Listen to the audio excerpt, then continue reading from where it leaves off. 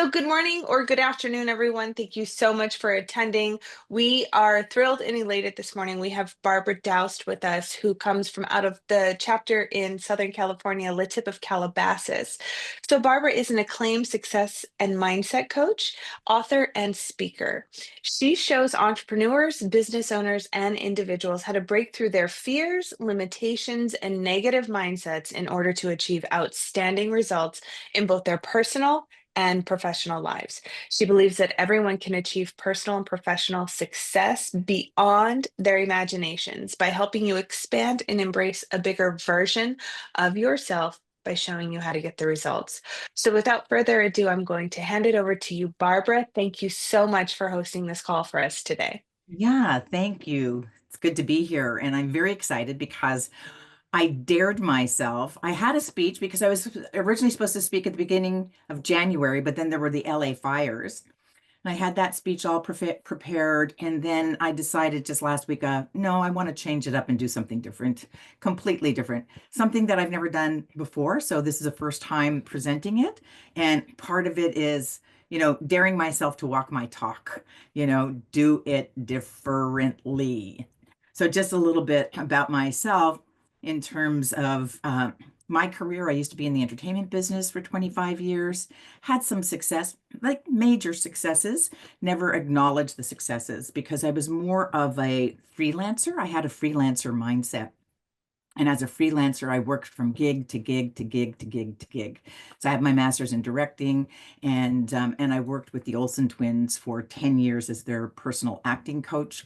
And again, I didn't know, I didn't have the mindset of an entrepreneur. I didn't have the vision. So in 2013, I lost my husband in 2003. And then and that was 2 months before our 25th wedding anniversary, which created a major transformation in my life because there's two ways that we change. That's through rapid repetition of a new idea, that you'd repeat over and over again, or through some kind of traumatic event, or even an ecstatic event. So I had quite a traumatic event, and I lost four more family members. So I lost five people in 2 years. And I could not exist in my role as a director, acting teacher. Had an acting academy where a lot of my babies are big stars.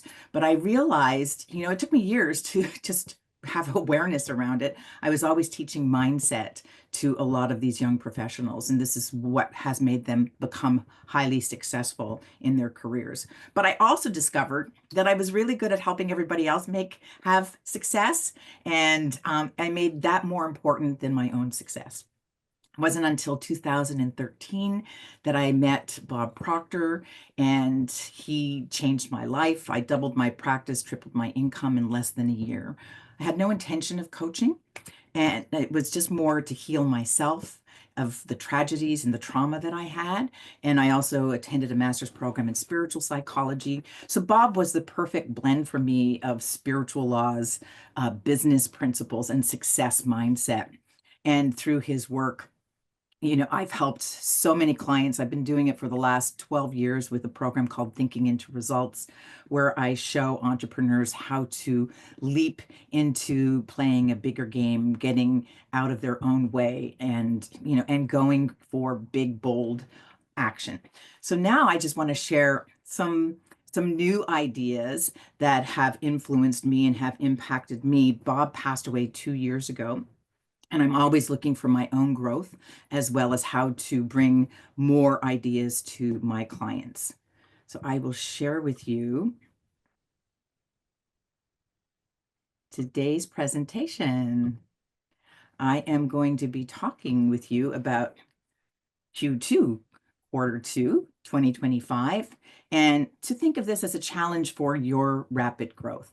So I'll be talking about connecting to your future self and becoming more focused, empowered, so that you can transform and achieve maybe some rapid transformation in your own personal growth or in your business growth. So the purpose of the challenge for Q2 is to help you gain clarity and sharpen your focus, which will drive transformation. I can't stress how important focus is. It's taken me years to understand that the power we have is to choose, and it's through focus and clarity. and then to make real progress in Q2 and to separate yourself by choosing focus. Focusing energy is the power that we have. So, this is my coach that I'm working with now, Dr. Benjamin Hardy, and he wrote The Gap and the Gain, 10x is easier than 2x with Dan Sullivan. Personality isn't permanent, and Be Your Future Self Now, as well as The Science of Scaling and Who, Not How. So I'm going to be discussing the concepts that I have gained from him in the last year and working with him. So I have read 10x is easier than 2x, Personality isn't permanent, and Be Your Future Self Now. I'm on to Who, Not How. His latest book is The Science of Scaling, and he's now writing another book called Rapid Transformation. I'll be sharing some of his concepts here.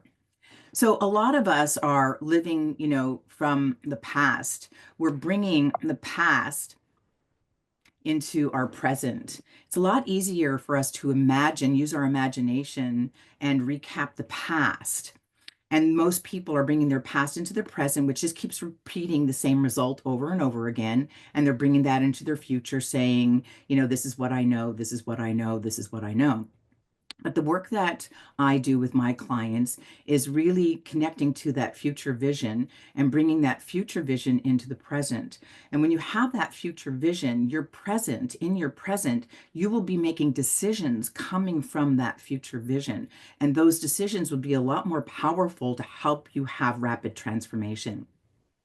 So this is where your present then starts to live into your future, and events, places, circumstances will rapidly change as you make decisions from that future self. So why does focus matter? When you really get focused, highly intentional, it is going to increase your internal personal level of power and confidence, because scattered energy just creates slow progress. I'm stuck. I don't know what to do. Something's not happening. It isn't working. And a lot of people will give attention to that instead of staying focused on moving forward into the vision. So winners stay focused, and focus creates momentum. When you really isolate what that is, what that vision is that you're moving toward. So this is the model, and it's the frame floor focus model. Our frame is our worldview, it's our mindset, it's what we already know. This is our comfort zone. This is what our self-image already is. The floor is representing our standards, our habits, where we're coming from, where we're making decisions from.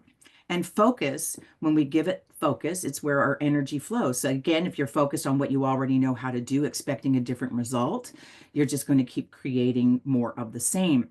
But when you start shifting all three, when you start shifting the frame, the floor, and the focus, that's when you'll start to improve your results and have rapid results.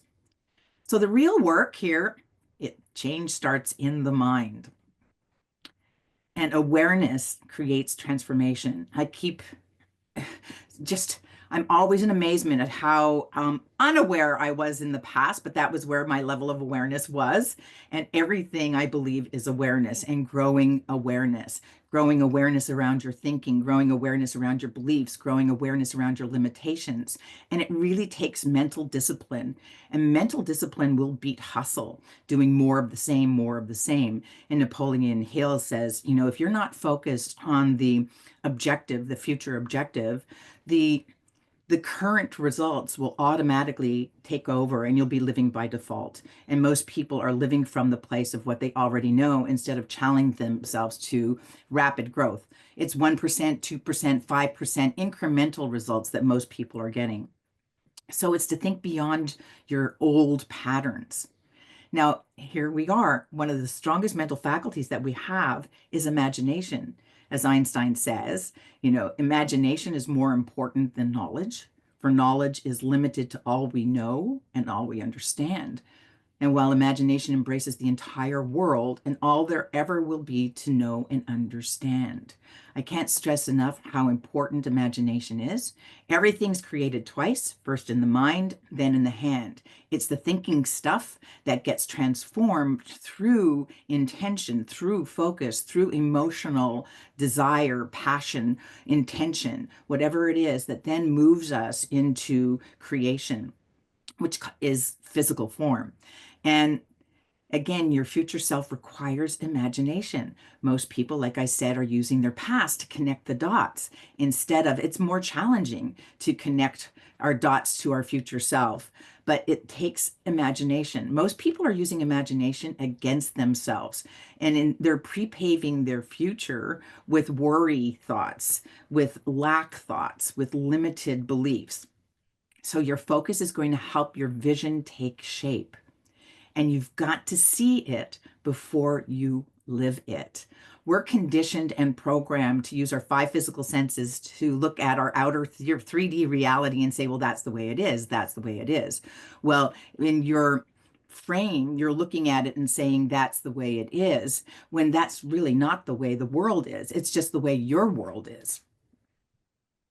So reshaping your reality, it takes that mental model to shape your experience. You'll never outperform your self-image. You'll never outperform what you already know.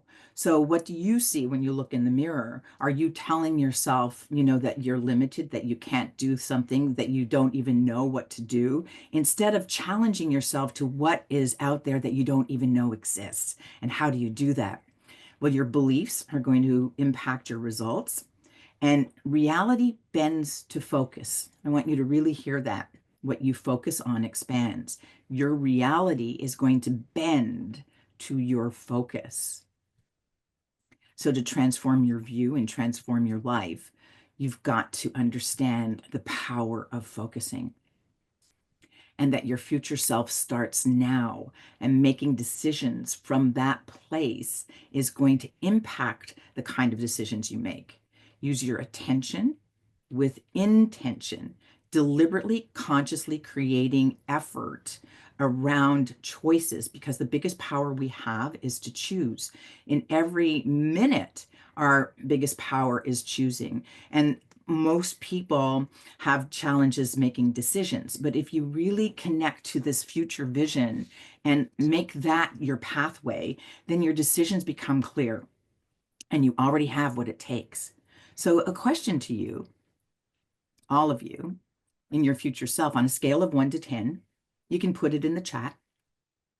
How clear are you on your future vision 1 year from now? So, from 1 to 10, just put in the chat, and maybe, Summer or Maria can tell me, what are people, you don't have to name names, just name some So, number. so you have a 5, you have a 1,000, you have an overachiever there. 7, 7, 8, 10, Okay, another 1,000, and an 8. great, great. High levels. 3 years from now, let's go. What's the vision? How clear are you? 10, 1,000, 10,000, 7, 8, 1,000, Wow, 7. great. Okay, 5 years from now.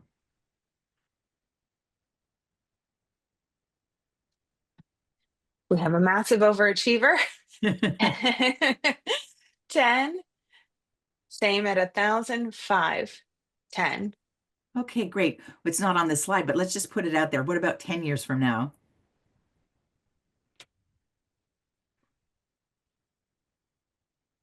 5. Marcus, it would help if you put commas in there if you want me to read that quickly. Right? I was like, hold on. I need a higher magnification here on these glasses. Oh, this is an interesting answer, right? The same as long as I am still healthy. Okay, okay, great. So, my 10-year vision is that I will be a flamenco dancer in Spain. So that is, we are goal-seeking organisms, and living towards something is what keeps us healthy. And you could put into the vision your health. Now, I just want to talk about the power of saying no. So when we focus, really focus, that's when we get the opportunity to say no.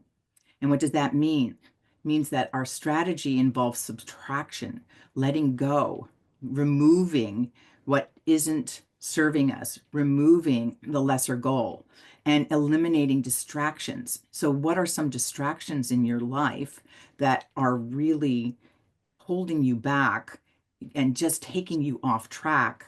And it's to look at what can you say no to in order to have the result occur more rapidly. So the idea here is how can you take your 10-year goal and make it a 5-year goal? How can you take your 3-year goal and make it a 1-year goal? How can you take your 1-year goal and make it a 90-day goal, a 3-month goal? And if you were to do that, what are you going to have to say no to? So a mastery is really, this is inspired by Anti-Fragile by Nassim Taleb. And he basically is saying that goodness is not about chasing after the good, it's more about avoiding badness. And that mastery is going to start with discipline, and the discipline that most of us need in order to achieve in rapid results timing is to remove what drains you, to remove those distractions and the lesser goals. What are some lesser goals? So let's just talk about your floor. Your floor right now is reflecting your character, what you already know. And that's where you get to examine what are some low standards that you have that are producing weak results for you. And high standards is what will start to create a powerful identity. And in order to rise, you have to raise your floor. So raising the standard is about matching your future self. So not to live by your past self's limits, and stop tolerating comfort over growth. So the challenge is to really aim and make a decision. Can you bring your 1-year goal into a 3-month goal? And what would that look like? And say no to even good opportunities. What might be some good opportunities that are really taking you off the path and distracting your focus? So this is again where you make decisions from your future self. So your true power is your floor, your character, and your integrity. So integrity is the foundation of true power. And when you strengthen your integrity to increase your personal power, you're going to be raising your floor, and raising your floor removes the barriers to your highest self. So the concept here is to really let go of what isn't, you know, a less, it's a lesser goal that's just taking you off into the land of, your comfort. So this is about going after the impossible goal. Like I said, take your 10-year, bring it to 5 years, take your 3-year, bring it to 1 year. I was working with a client who had a 3-year goal to have 5 book proposals, and I challenged her to make it a 1-year goal. And within 3 months, she had already 3 of her book proposals written. So Wow. it's just a matter of making a decision, right? So the impossible goal forces a high floor. And that's what you want to do. Instead of looking like how to raise your integrity, start with the impossible goal, bringing it closer to you. The vision that you have, can you bring it closer to you? Almost everything you're doing right now is below that floor. And your new vision and frame will raise your standards. You'll automatically start making new decisions, start looking at yourself differently, start not paying attention to the old self and that battle within. Because when you make a decision to raise your floor, you'll not give the time and energy to the distraction of the limited mindset and the limited beliefs that you have. So your future self is going to shape your identity and your actions. Are you willing to step into it? Most things become a no when you raise your floor. It's a big question to ask yourself, that if you're going to aim in the direction of this impossible goal, what are you going to say no to? What's going to be the big no, especially? So it's about stripping out what holds you back, and that will accelerate your progress. Eliminate the past self, and that you don't even know is holding you back. Think about what might be holding you back that is really connected to that past self that you're giving focus to, that you're giving energy to, that you're giving attention to. And that's what's creating your future. Instead of bringing that future and the thoughts from that future and the actions and the habits and the behaviors and the integrity and the standards of that future, bringing it into your present and start acting it out now through your actions, through your behaviors, through your habits.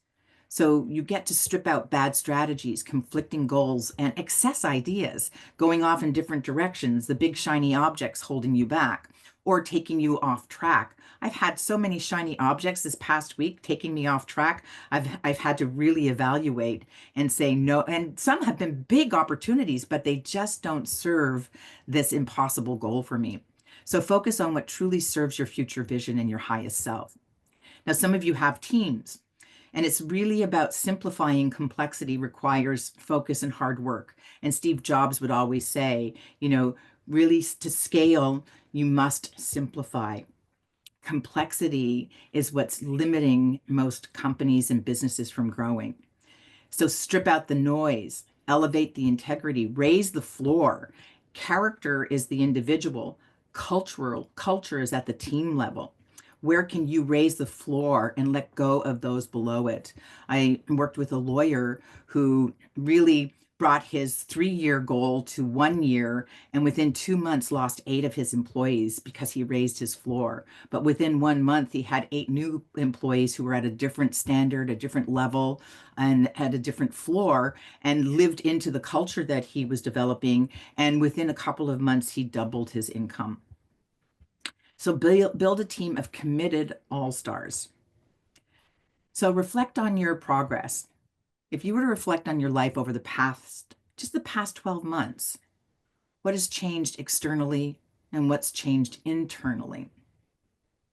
Think about it. And if any ideas come up for you right now, you can put it into the chat. Most people are not reflecting on accomplishments that they've made. They're more in the present of what isn't working.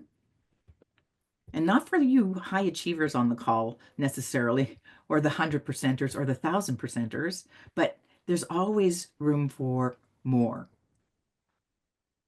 Anybody have anything in the chat? We do have in the chat the distractions. Okay, so distractions. Can anybody name some of those distractions?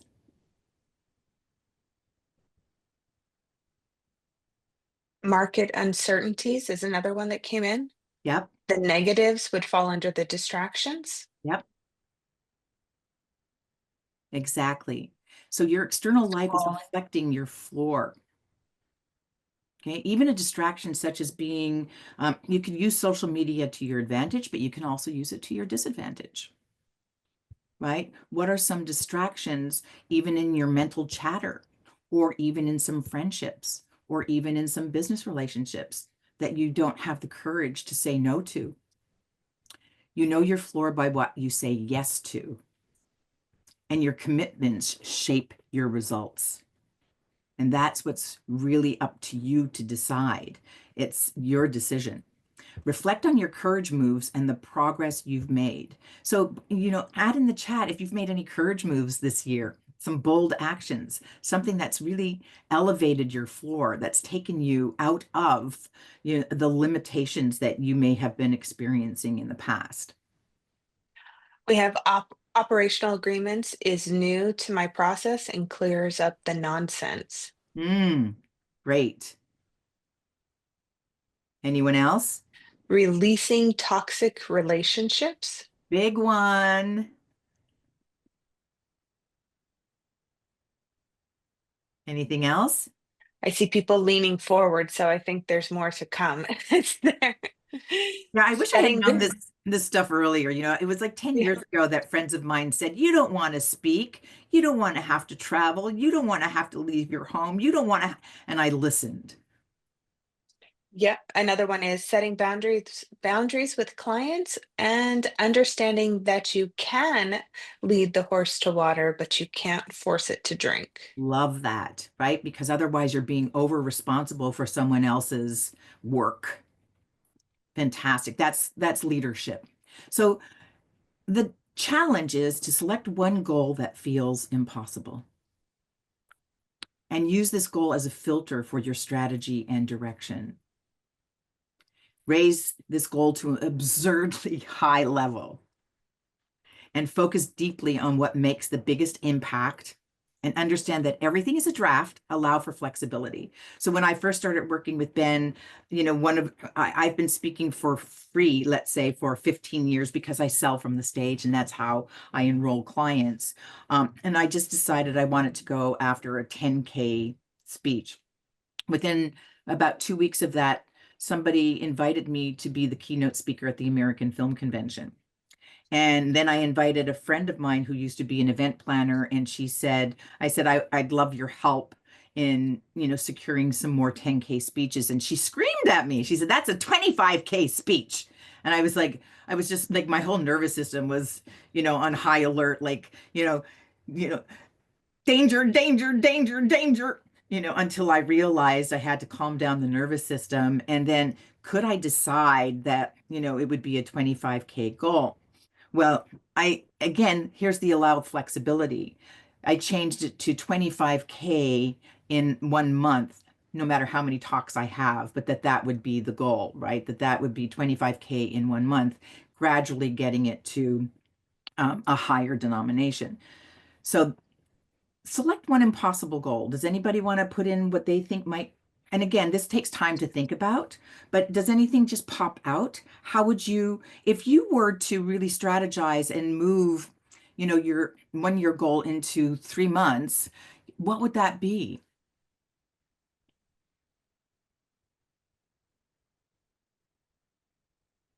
So Jumpstart 2026 all day class or not and writing a book, the Hmm. time, oy vey. Yes. Okay. I've got a great example for you with that one. Okay.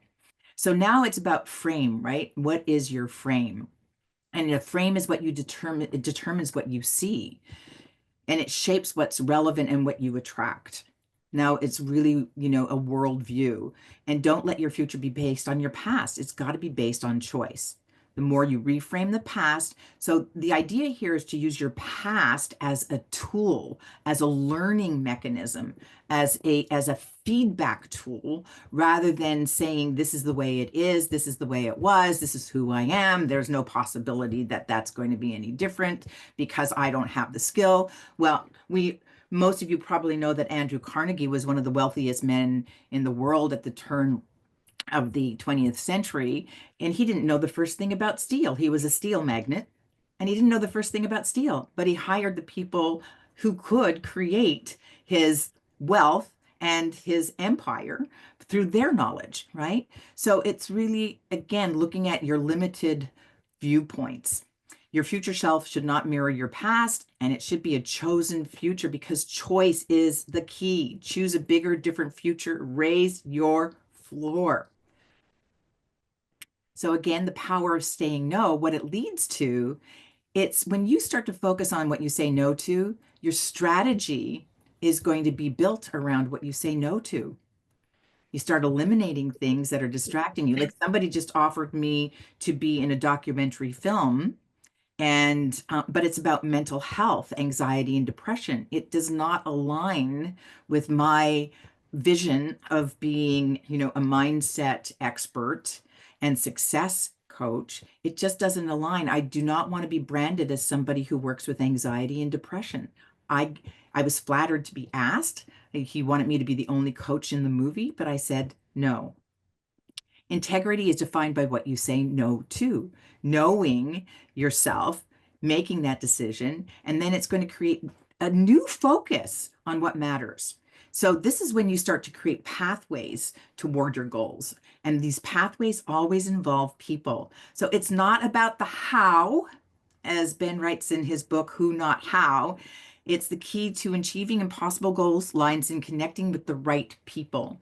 So as soon as I put my focus on a keynote speech, then the right person, a producer, came into my life and asked me to be the keynote at the American Film Convention. She would be considered a who.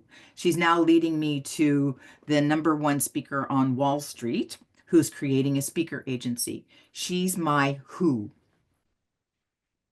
So the keystone goal, which is the impossible goal, be flexible when identifying it. It can have, it can start to shape differently as you start to make decisions. But it's the one thing. So it's to look at that one thing that's going to solve everything else for you.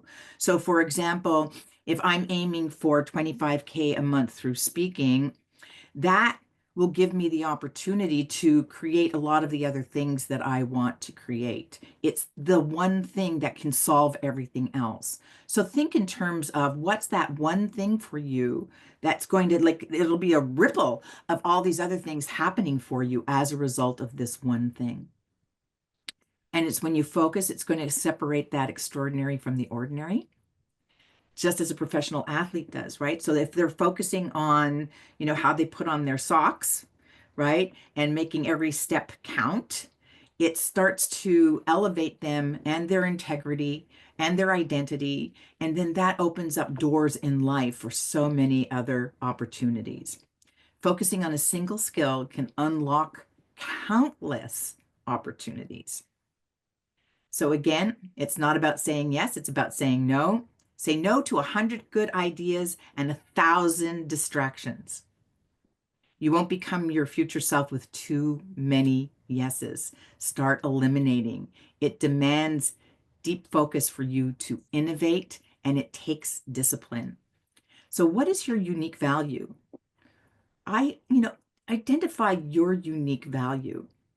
And when you identify this unique value, that's when things will fall away. Say no to almost everything. And yes to what really, really matters. You can't scale complexity. You can't scale a complex system. That's when there's competing goals, and that's when it's scattered attention. The opportunity here is to focus on that one goal that forces a crux. So for me, I'm looking at what's my crux to the amount that I want to, make in a month, or maybe even per speech. And when I think of a crux, I think about if you're climbing a mountain, if you're a rock climber, the crux is when you get to that point, that one point where you stop and you just don't know how to get past that point. But when you really find the answer to getting past that point, that's what elevates you to the impossible goal, to the higher part of yourself, right? So what is that crux? And the way to do that is to decide on the impossible goal. It forces the crux. And when it forces that crux, you get to look at how something is in the way and what you need to eliminate. And mastery requires singular focus. That's it's like a life or death response to how am I going to get past, this part in the mountain that is stopping me. Simplifying takes work, but it does unlock massive momentum. So be honest with yourself. What are your lesser goals and why are they still there? Just in the chat, if you can identify any lesser goal that you might think is in your way.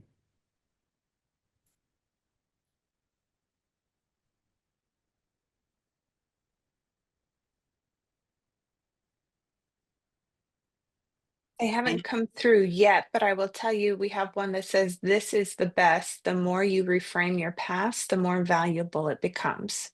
that's exactly it. Yeah, Uh, okay, here's one that just came in, trust of self. beautiful. Absolutely. Absolutely. So here's the thing, when you get, it's really a beautiful concept. When you commit to the impossible goal, there's no room for imposter syndrome, because you're making decisions from that future self, that the ideas that are present in that future self. There's no room if you're really aiming for the climb to the mountain top. If you're really aiming, the idea of I can't do this is not going to get you to the top. I know somebody who climbed Mount Everest, but she had to stop at base camp because of the altitude. Edmund Hillary didn't make it to the top of Mount Everest the first time. He didn't make it the second time. He made it the third time because in his crux, which was to reach the top, What he realized was that he needed more oxygen in his oxygen tank. And he was on an expedition, and the captain of the expedition didn't make it to the top. He and his Sherpa, Tenzing Norgay, both made it to the top. They made a decision never to tell the world who made it first, but they both made it to the top because they had 15 minutes left in their oxygen tank. Now, Edmund Hillary was 6'7", and he strategized on his way up not to really exhaust the oxygen in his tank. So he had more oxygen in order to reach that 15 minutes up and down, enough time to plant the flag and come back down. So many of your goals are based on false assumptions, what you believe to be true. False assumptions that are unnecessary steps, outdated beliefs. Like I could say, well, I'm not going to be a keynote speaker if because I have to do it this way. I have to have a reel. I have to have a speaker agent. I have to have, and I'm here to tell you that that was maybe a belief in the past. I've had new experiences that none of those things have brought me to the opportunities that I have had. They've been more about my who versus my how. We get this idea, and it's a false assumption based on what we believe are the facts, right? Outdated beliefs. Aristotle Onassis was one of the wealthiest men in the, I believe, 40s, was it 50s? Because the plane had come into invention, and everybody believed that the ships were going south, that there was no more wealth in the shipping industry. So they were selling all their ships wholesale. Aristotle went, well, the facts to everybody are that the shipping industry is going south. So he bought all the ships at wholesale because he thought, well, we're still going to need to transport oil and gas, and planes are not going to be able to carry the weight. So he bought up the shipping industry and became one of the wealthiest men in the world. So first, question everything, especially your lesser goals that are showing up. Then strip away the unnecessary steps and the clutter. What's the clutter? Simplify your system. And you could even with your family see what are lesser goals, but you can also make your family, part of the floor that you're raising, to give them more time, but to give them quality time and make decisions around that. In your future self, is it a work-life balance? Simplify your system, accelerate with focus, and deliberate practice will occur as a result, leading you to rapid growth. So I'm sure you've all heard this. You never change things by fighting the existing reality, Buckminster Fuller. Your current life is your existing model, but it's about creating a new model that makes the old one obsolete. Find your singularity, the crux, the bottleneck, and then this is where you start to develop mastery. So my singularity right now, for me to elevate into being paid, the idea of what I want to be paid for a keynote, I want to develop more of a presentation, a performance, and entertainment on stage. And so my singularity is to create what's called a quick change. It's a magic act. And I've been talking about it, but now I get to start implementing what is a quick change. Everybody know what a quick change is? 1 second you're dressed one way, you spin around and you're dressed another way. So most of my talks deal with change, and I want to be able to do about 3 quick changes on stage. If I develop more of a presentation show, my belief is that that will lead me to, more bookings. Okay, so that's where I'm looking at my singularity.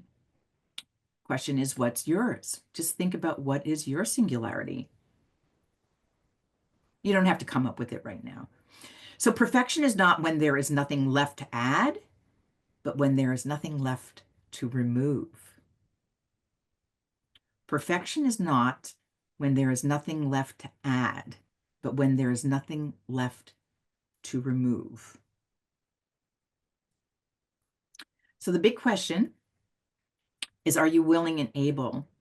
And as you're really building in this fantasy, in this impossible goal, in this keystone goal, in this mountaintop, the questions, to ask yourselves are you willing to do it?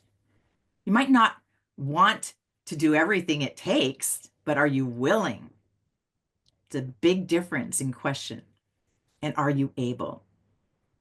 I was just watching a video of a young girl doing, she was maybe 10 years old and she was missing a leg, but she had a prosthetic and she was doing a whole dance routine. Now, a belief system might have been that because you're missing part of your leg, you could never dance or be a dancer. That's somebody else's belief. She proved that she could. Are you willing to raise your floor? What does that look like? Are you willing to strip out your lesser goals and stay true to your vision? If yes, you'll unlock mastery and some soul alignment and have game-changing impact. I've seen it happen with many, many of my clients. So some tools to help you vision a future self. Some ways that you could look at doing is to write your eulogy.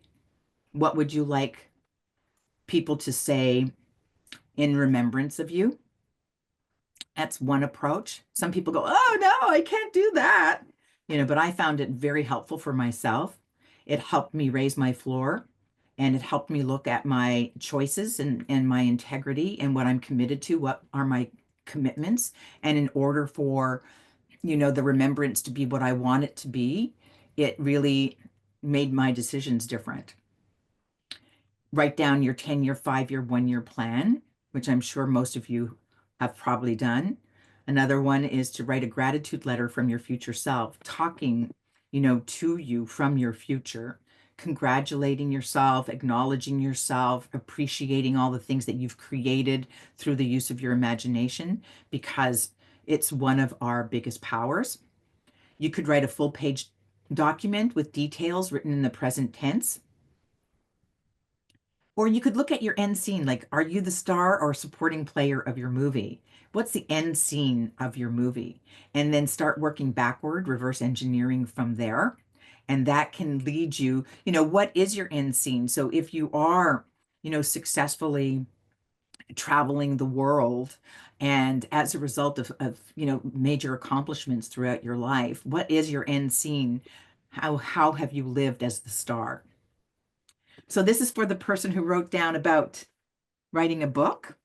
So this is a woman at 72 years old. I worked with her and she had been writing for 25 years. She's a coach, a very powerful coach, someone who intimidated me. She's so powerful. And I just challenged her. I just said, you're a writer, but you're not an author. So what if you in 3 months' time have the first draft of your book? And she said, well, okay. And I said, but it's not a committed decision until you get 20 people together in your living room and send out the invitation to have them listen to your book. That was a Wednesday. By Monday, she sent out the invitation to her friends, inviting them in 3 months' time to hear her read the first draft of her book. 3 months later, yes, whoever wanted to write their book, in 90 days, she had the first draft of her book written. I wrote my book in 2 weekends. This woman also wanted to lose weight. And I challenged her. I said, Mary Grace, you know how to lose weight. You know how to eat right. You know how to run. You know how to go to the gym. And then I just asked her about some of the people that she admired. And she said she admired Ernestine Shepherd, who is an 86-year-old bodybuilder woman. And I said, well, what about joining a bodybuilding competition? She's 72. She said, okay. And I said, but it's not a committed decision until you find the contest, the competition, and pay for it. So she paid for a competition. She bought her pink fuchsia bikini and tanning spray, got herself to the gym every day at 5 a.m. She can hold a plank longer than anybody in the gym. This woman is strong. And she lost the weight. If you keep just saying, I want to lose weight, it's just not the impossible goal. So everybody, if you're committed, you will do whatever it takes to get results in your life. If you're just interested, you're going to do whatever is convenient.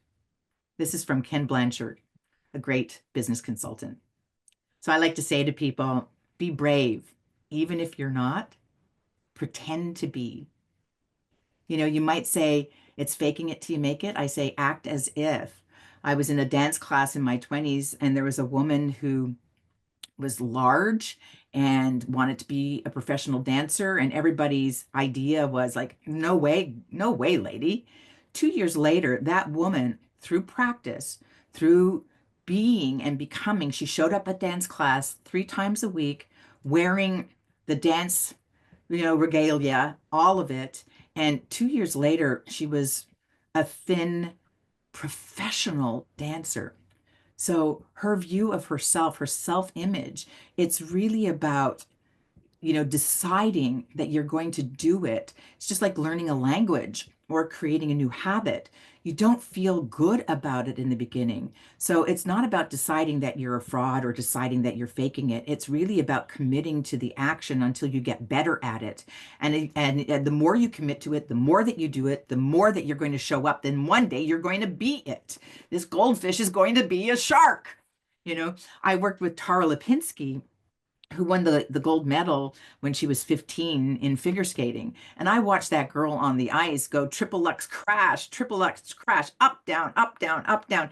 And I coached her on General Hospital, and she kept saying, let's do it again. Let's do it again. And I'd say, Tara, you've got the lines. You're good. You're good to go. You're good to go. She goes, no, I've got to get it in my body. Let's do it again. Let's do it again. Let's do it again. 2 hours later, she just really wanted to drill, drill, drill, drill, drill until she believed and had the confidence that she was that actress. So I'm Barbara Doust, everybody. I do offer Play a Bigger Game consultations, and those are at no charge. And you can also go to my website, barbaradoust.com, to learn more about what I do. And you can book an appointment with me to just connect. It doesn't have to be, um, you know, business related, or if you want to share your business with me, and I can share more about myself as well.